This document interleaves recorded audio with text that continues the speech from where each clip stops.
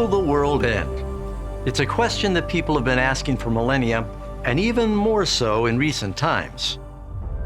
Will it end in a nuclear holocaust that'll wipe out all life on the planet? Or will drought, pollution, and overpopulation lead to devastating armed conflicts over diminishing resources?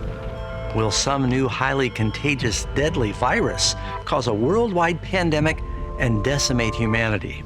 People everywhere sense something ominous is on the horizon. The word Armageddon is often used to describe a world-ending catastrophe. The word is only found once in the entire Bible. Yet this apocalyptic term has inspired numerous movies, novels, and video games. What is Armageddon? Is it some colossal battle that will erupt in the Middle East before Christ returns? Will God's people be raptured from the earth before this infamous battle? Will it be a real physical military conflict on earth between the superpowers of the world? Or is it symbolic of something much bigger? What you're about to experience will reveal what the Bible really says about this epic last day battle and the end of the world as we know it.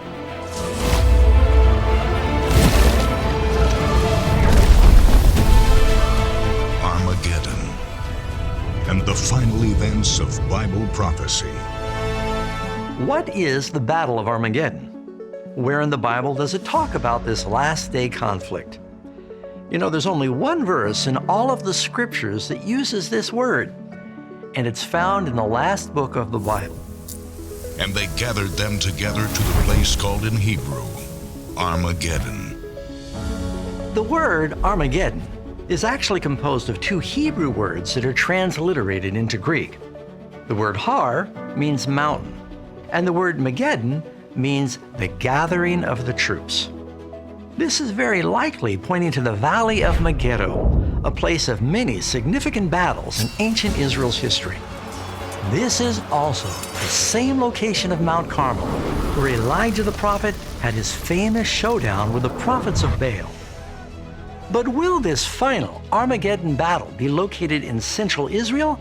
For now, let's consider some of the signs in the Bible that help us to know when Armageddon is near.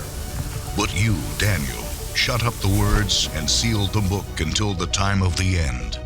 Many shall run to and fro, and knowledge shall increase. The biblical prophet Daniel clearly predicted that just prior to the end of the world, we would witness an exponential increase in knowledge. Well, has it happened?